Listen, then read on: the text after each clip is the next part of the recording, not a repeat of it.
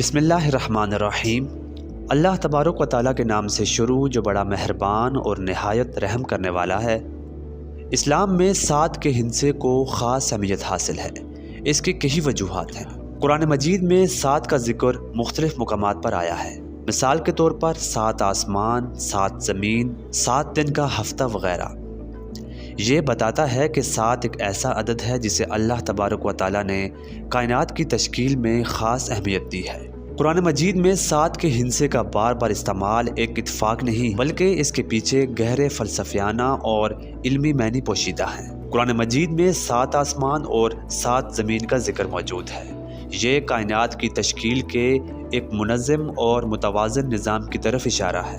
ہفتے کے 7 دن کا تصور بھی قرآن مجید میں ملتا ہے۔ یہ وقت کے ایک چکر کو ظاہر کرتا ہے۔ انسان کی زندگی کو بھی 7 مراحل میں تقسیم کیا جا سکتا ہے، جیسا کہ قرآن مجید میں مختلف مقامات پر اشارہ ملتا ہے۔ بعض مفسرین کے مطابق 7 عدد روحانی اور معنوی اہمیت کا حامل ہے۔ قرآن مجید میں کسی بھی عدد یا چیز کا بار بار ذکر اس کی اہمیت کو ظاہر کرتا ہے۔ 7 کے عدد کا استعمال کائنات کی وسعت اور عظمت کو ظاہر کرنے کے لیے کیا گیا ہے۔ یہ انسان کو بتاتا ہے کہ کائنات کتنی بڑی اور پیچیدہ ہے اور اس کے خالق کی قدرت کتنی عظیم ہے۔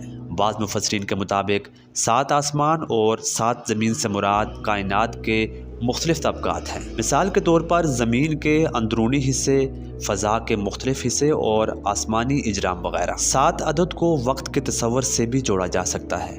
ہفتے کے 7 دن بھی اس کی ایک مثال ہے۔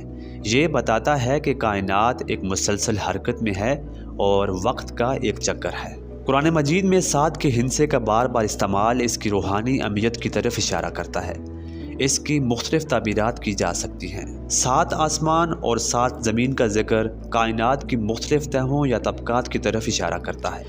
یہ بتاتا ہے کہ کائنات صرف زمین اور آسمان تک محدود نہیں ہے بلکہ اس سے کہیں زیادہ وسیع اور پیچیدہ ہے۔ ہفتے کے 7 دن کا تصور وقت کے ایک چکر کو ظاہر کرتا ہے۔ یہ بتاتا ہے کہ کائنات ایک مسلسل حرکت میں ہے اور وقت کا ایک خاص دورانیہ ہے۔ بعض مفسرین کے مطابق 7 عدد روحانی ارتقاء کے مراحل کو ظاہر کرتا ہے۔ انسان کی روحانی ترقی کے مختلف مراحل ہیں اور 7 کا ہندسہ اس کی طرف اشارہ کرتا ہے۔ قرآن مجید فرقان حمید میں کسی بھی چیز کا بار بار ذکر اس کی اہمیت کو ظاہر کرتا ہے۔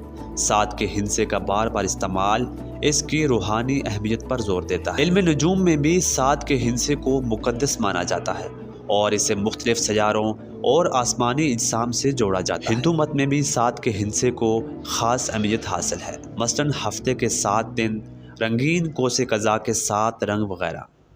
عیسائیت میں بھی 7 کے ہندسے کو روحانی اہمیت حاصل ہے۔ مثال کے طور پر مقدس روح کے 7 تحفے۔ 7 کا ہندسہ مختلف مذاہب اور ثقافتوں میں ایک روحانی اور فلسفیانہ اہمیت کا حامل ہے۔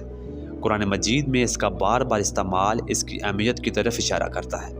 یہ ایک ایسا عدد ہے جو انسان کو کائنات کی وسعت، وقت کے تصور اور روحانی ارتقاء کے بارے میں سوچنے پر مجبور کرتا ہے۔